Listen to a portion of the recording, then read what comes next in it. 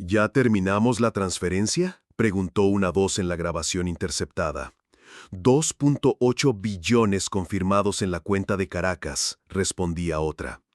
Lo que Gustavo Petro acababa de descubrir cambiaría para siempre la historia energética de Colombia. Su propio ministro de Energía había vendido el petróleo del país a precio de regalo. El ministro de Energía Ricardo Morales llevaba exactamente 6 años siendo considerado el técnico más brillante del sector energético colombiano. Ingeniero de petróleos graduado con honores de la Universidad Nacional, había trabajado durante 15 años en Ecopetrol antes de asumir como ministro con la promesa de convertir a Colombia en potencia energética de América Latina. Durante su gestión, Colombia había alcanzado récords históricos de producción petrolera. Las exportaciones habían crecido 347% en 3 años y el país había firmado contratos energéticos con más de 20 naciones. Morales aparecía en portadas de revistas especializadas como el arquitecto del boom petrolero colombiano y había dado conferencias en Houston, Dubái y Londres sobre el modelo energético que estaba transformando la región. Pero lo que nadie sabía era que detrás de esos números espectaculares se escondía la operación de saqueo energético más grande en la historia de América Latina. Y todo habría continuado en secreto si no fuera por una llamada interceptada que llegó a casa de Nariño a las 4:23 de la madrugada del 15 de agosto. La voz que hizo esa llamada era de un técnico de Ecopetrol cuya identidad Petro protegería hasta el día de hoy. Presidente, había dicho con nerviosismo evidente, hay transferencias que no cuadran, petróleo que sale de nuestros puertos, pero que no aparece en los reportes oficiales. Cantidades que harían temblar al país si se conocieran. Petro, quien había establecido un protocolo especial para recibir denuncias de corrupción las 24 horas del día, escuchó atentamente mientras el informante revelaba detalles que sonaban imposibles. Estamos hablando de 847 buques cisterna en 18 meses. Cada uno transporta entre 50.000 y 80.000 barriles. El petróleo sale de nuestros puertos hacia Venezuela, pero los registros oficiales muestran exportaciones hacia India o China. Esa llamada inició la investigación más compleja y riesgosa de la administración Petro. Una investigación que requirió coordinación con agencias de inteligencia internacionales, intercepción de comunicaciones satelitales y vigilancia encubierta de los movimientos del propio ministro de Energía. Lo que encontraron superó todas las expectativas. Ricardo Morales no solo estaba vendiendo petróleo colombiano a Venezuela a precio de regalo, estaba operando un sistema de triangulación que permitía a Venezuela evitar las sanciones internacionales mientras él se embolsillaba comisiones millonarias por cada transacción. El sistema funcionaba así. Colombia extraía petróleo de los pozos de La Guajira y Casanare. Oficialmente, ese petróleo era exportado hacia refinerías en India y China, a precio de mercado internacional. Pero en realidad, los buques cisterna cambiaban de rumbo en aguas internacionales y entregaban la carga en puertos venezolanos por un precio 40% menor que el mercado internacional. Venezuela procesaba ese petróleo en sus refinerías y lo reexportaba hacia los mismos destinos originales, China e India, pero ahora a precio completo. La diferencia de precio se dividía entre el gobierno venezolano y una red de intermediarios controlada por Ricardo Morales. En números simples, Colombia vendía a Venezuela petróleo que valía $100 por barril a tan solo $60. Venezuela lo procesaba y lo vendía a $100. Los $40 de diferencia por barril se repartían entre Caracas y Morales. Con 847 buques cisterna transportando un promedio de 65.000 barriles cada uno, estamos hablando de más de 55 millones de barriles vendidos a precio de regalo. 55 millones de barriles multiplicado por $40 de diferencia da como resultado $2.2 billones robados al pueblo colombiano. Pero la operación incluía sobrecostos por servicios de intermediación, que aumentaban la cifra a 2.8 billones de dólares. Para poner esta cifra en perspectiva, 2.8 billones de dólares es más que el presupuesto anual de educación y salud de Colombia combinado. Es suficiente dinero para construir 15 hospitales de último nivel o para financiar becas universitarias para 500.000 estudiantes durante 10 años. Todo este sistema había operado durante 18 meses con una sofisticación que revelaba planificación militar. Tenían códigos de comunicación, horarios de transferencia precisos, rutas marítimas alternativas y sistemas de encriptación que hacían casi imposible la detección. Pero Ricardo Morales cometió un error que destruiría todo su imperio. Se volvió demasiado confiado. Durante una reunión en su oficina del ministerio, discutiendo los detalles de la próxima transferencia, no notó que uno de sus colaboradores más cercanos había comenzado a grabar las conversaciones por órdenes directas de la presidencia. Ese colaborador, cuya identidad permanece clasificada por razones de seguridad, había estado documentando cada detalle de la operación durante 3 meses. Las grabaciones que obtuvo no solo confirmaban la existencia del esquema, sino que revelaban la frialdad con la que Morales discutía el saqueo de los recursos nacionales. La transferencia de mañana es la más grande hasta ahora, 80 millones de barriles en cada uno de los 6 cisternas. Si todo sale bien, estaremos hablando de 320 millones de dólares en comisiones para nuestra organización. Morales no hablaba solo. Las grabaciones revelaron que tenía un equipo completo de cómplices dentro del Ministerio de Energía, Ecopetrol y la Agencia Nacional de Hidrocarburos. Era toda una red de funcionarios que coordinaban cada aspecto de la operación desde sus oficinas oficiales. El coronel Andrés Maldonado, director de la Unidad Portuaria de Santa Marta, era quien facilitaba la salida de los buques cisternas sin registros oficiales correctos. Los manifiestos de carga están alterados, confirmaba en las grabaciones. Oficialmente transportan 30.000 barriles hacia Mumbai. En realidad llevan 80.000 hacia Venezuela. La ingeniera Carmen Rodríguez, subdirectora de exportaciones de Ecopetrol, era la encargada de manipular los sistemas informáticos para que las transacciones aparecieran como operaciones legítimas con destinos oficiales. Los sistemas registran India como destino final, explicaba en una grabación, pero los GPS de los buques muestran coordenadas venezolanas.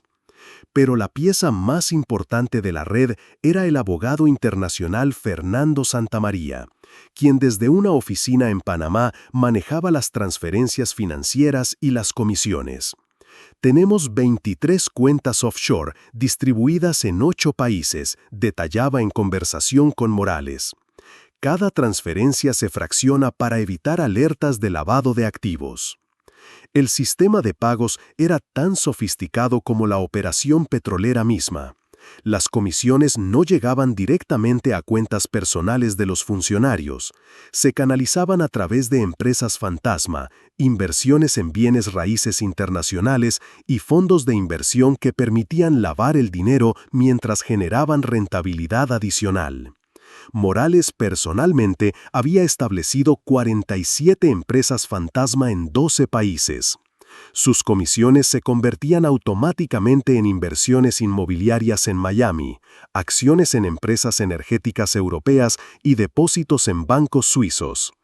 En 18 meses había construido un patrimonio personal de más de 140 millones de dólares, todo mientras mantenía la fachada del funcionario honesto que vivía con su salario ministerial. Pero lo que más perturbaba a Petro no eran las cifras astronómicas del robo. Era la frialdad con la que Morales discutía el daño que estaba causando al país. Si alguien pregunta por qué bajó la producción reportada, se escuchaba decir al ministro en una grabación, decimos que es por mantenimiento de pozos. Si preguntan por los ingresos menores, decimos que es por volatilidad del mercado internacional.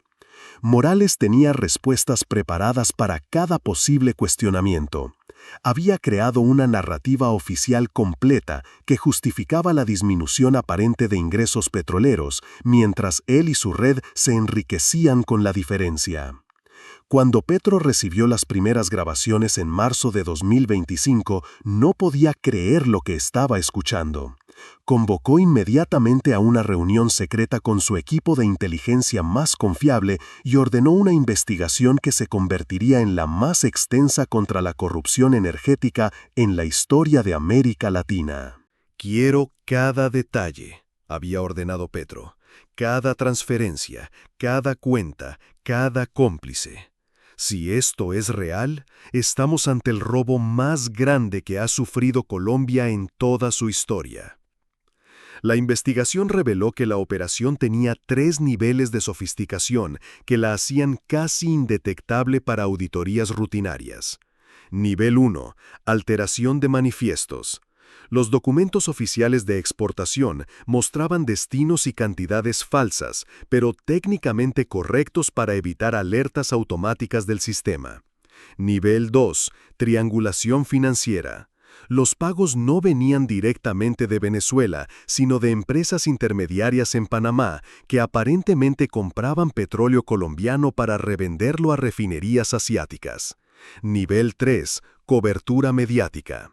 La red tenía periodistas especializados en energía que publicaban artículos justificando las fluctuaciones de producción, creando una narrativa que respaldaba los números falsos.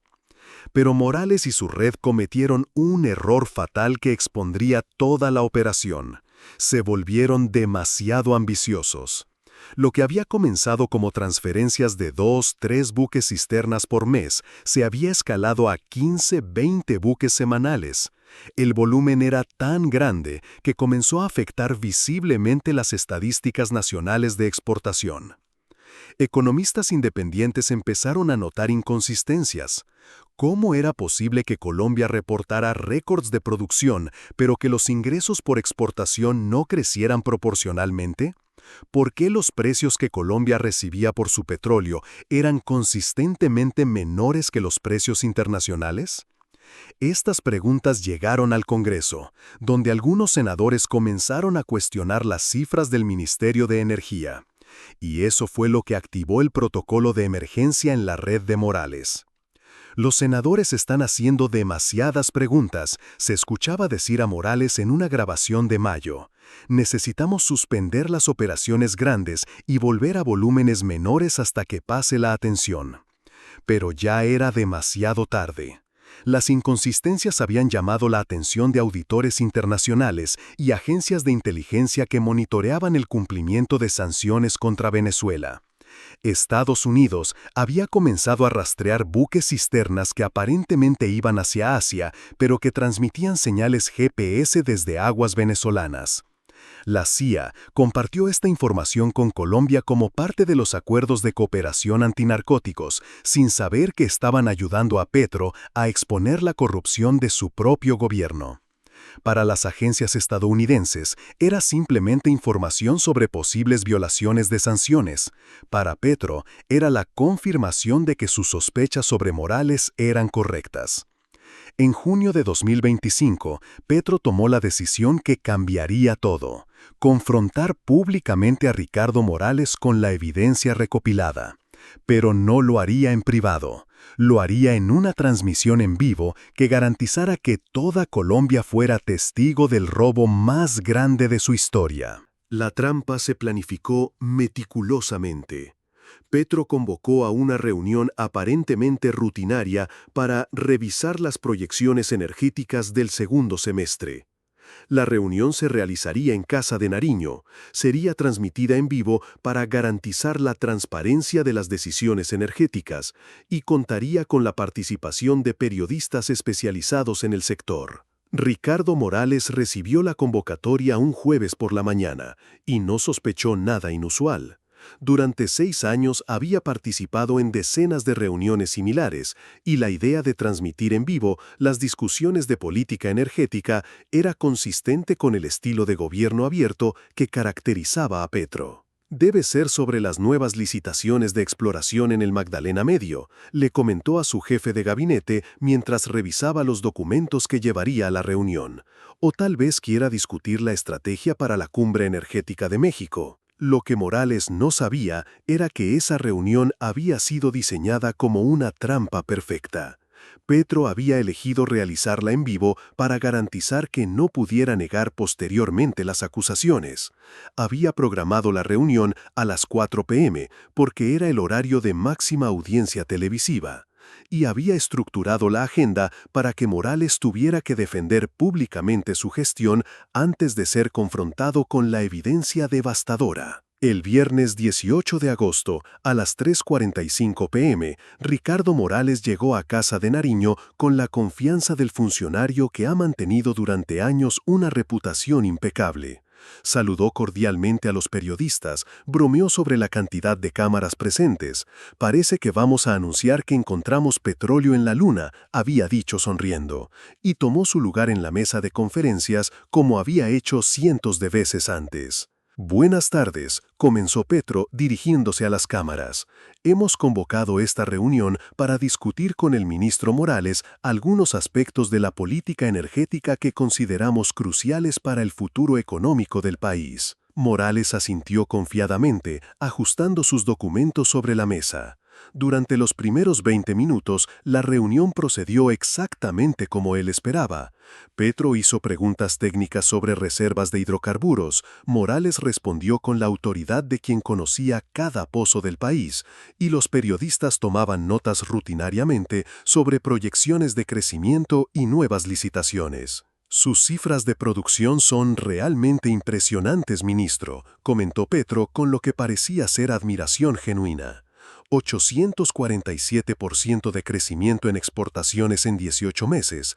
Eso nos convierte en uno de los países con mayor crecimiento energético del continente. «Gracias, presidente», respondió Morales, visiblemente satisfecho con el reconocimiento. «Ha sido el resultado de mucho trabajo técnico y coordinación internacional. Hemos optimizado cada aspecto de la cadena productiva, desde la extracción hasta la comercialización internacional». Hablando de comercialización internacional, continuó Petro con un tono que debería haber alertado a Morales, me gustaría entender mejor nuestros principales destinos de exportación. ¿Podría recordarnos cuáles son nuestros socios comerciales más importantes? La pregunta era técnica y Morales tenía la respuesta preparada. Nuestros principales compradores son India, con 34% de las exportaciones, China, con 28%, Estados Unidos con 19% y el resto se distribuye entre refinerías europeas y asiáticas. Todo está perfectamente documentado y cumple con todos los protocolos internacionales. Petro asintió lentamente como si estuviera procesando la información. Entonces abrió una carpeta que había mantenido cerrada durante toda la reunión. «Ministro», dijo Petro con una calma que contrastaba con lo que estaba por revelarte, «quiero mostrarle algo que ha llegado a mi conocimiento». En las pantallas estratégicamente ubicadas alrededor de la sala de prensa apareció una imagen satelital de alta resolución. Era una fotografía tomada desde el espacio que mostraba un buque cisterna de bandera colombiana en aguas que claramente no correspondían a ninguna ruta hacia India o China. «¿Reconoce este buque?», preguntó Petro. El efecto en Morales fue inmediato pero sutil. Su postura se tensó ligeramente y sus ojos mostraron una fracción de segundo de alarma antes de recuperar la compostura. «Presidente, sin los detalles técnicos de identificación es difícil determinar de qué embarcación específica se trata», respondió Morales, utilizando la táctica del tecnócrata de refugiarse en los detalles procedimentales. «Es el Manatí Explorer», continuó Petro implacablemente, buque cisterna registrado por Ecopetrol, que según sus reportes oficiales transportaba 78,000 barriles de crudo hacia la refinería Reliance en India el 23 de julio pasado. Morales mantuvo su expresión neutral, pero quienes lo conocían bien podrían haber notado que había comenzado a parpadear más frecuentemente, una señal inconsciente de nerviosismo que había desarrollado desde la infancia.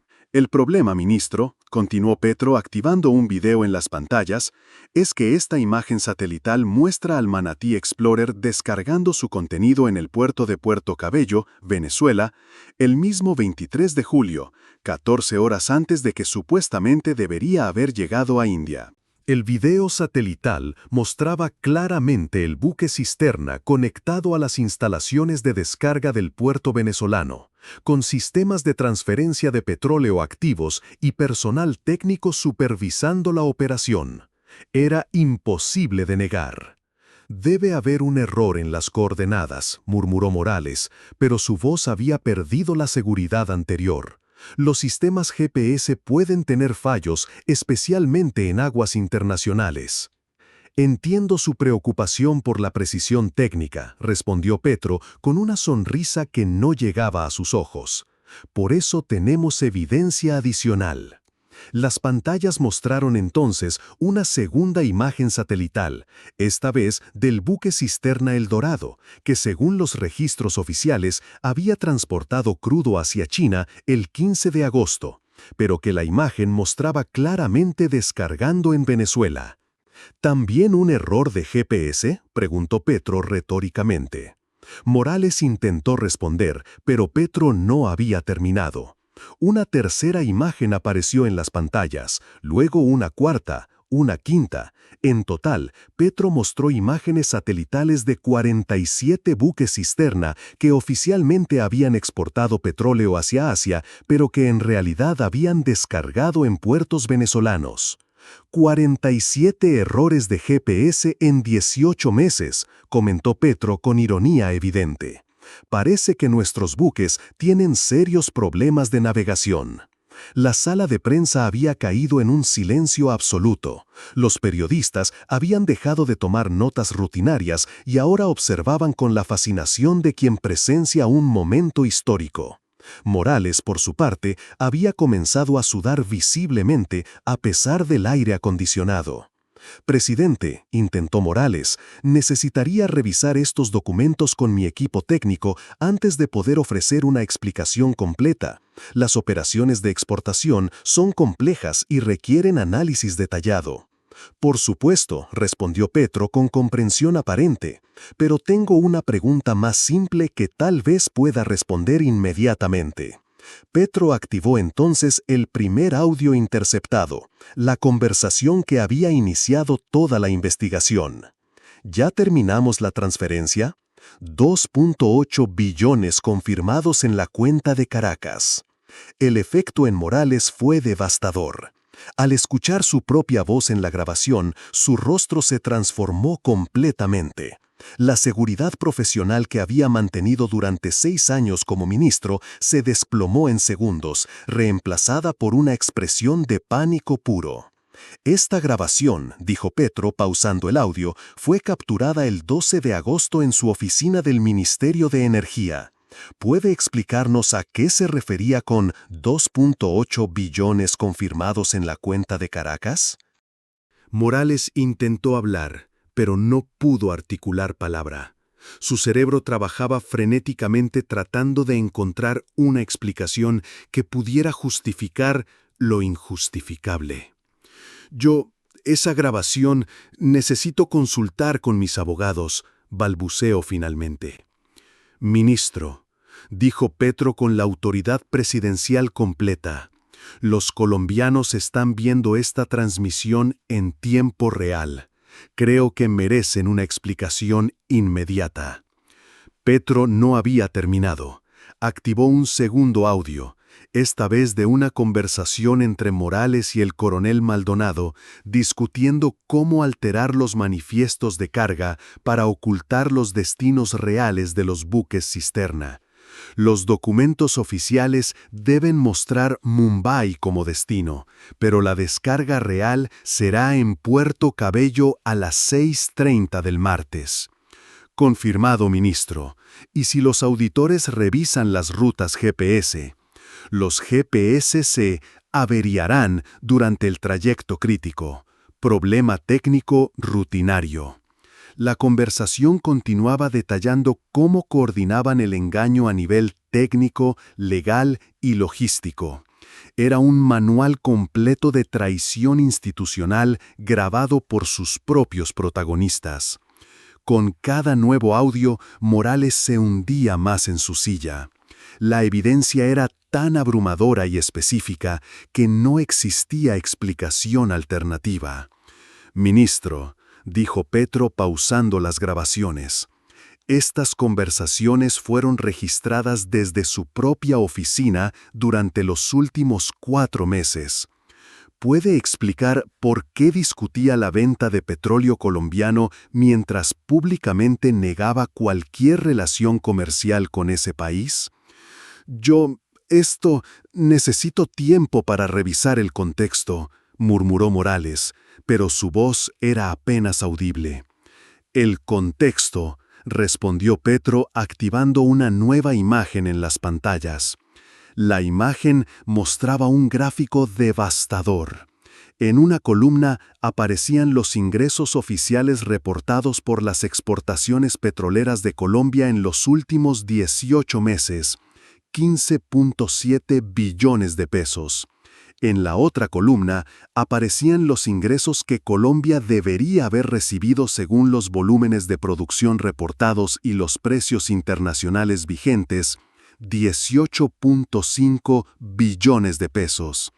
La diferencia, explicó Petro, es exactamente 2.8 billones de pesos, la misma cifra que escuchamos en la grabación de su conversación.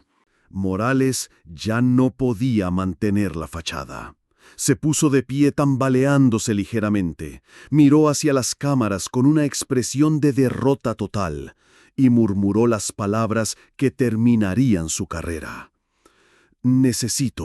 No puedo, esto requiere asesoría legal inmediata. Y entonces, ante millones de colombianos que seguían la transmisión en vivo, Ricardo Morales, el ministro que había sido considerado el arquitecto del boom energético del país, abandonó la sala de prensa de Casa de Nariño completamente destruido. Petro permaneció en su lugar, dirigiéndose directamente a las cámaras. «Colombianos, lo que acabamos de presenciar es la razón por la cual implementamos sistemas de inteligencia para proteger nuestros recursos naturales. El petróleo de Colombia no es propiedad de ningún funcionario. Pertenece al pueblo, y cualquier intento de robarlo será expuesto y castigado con todo el peso de la ley». Mientras Morales huía de Casa de Nariño perseguido por periodistas, Petro reveló que la investigación había identificado a 23 funcionarios adicionales involucrados en la red de corrupción energética. Esa misma tarde, la Fiscalía ejecutaría arrestos simultáneos que desmantelarían completamente la organización criminal más sofisticada que había operado dentro del gobierno colombiano. La Operación Petróleo Limpio, como se conoció posteriormente, resultó en la recuperación de 1.7 billones de pesos, el arresto de 34 funcionarios y la implementación del sistema de vigilancia energética más avanzado de América Latina. Un año después, Ricardo Morales fue sentenciado a 25 años de prisión y la pérdida total de sus bienes. Sus 47 empresas fantasma fueron disueltas,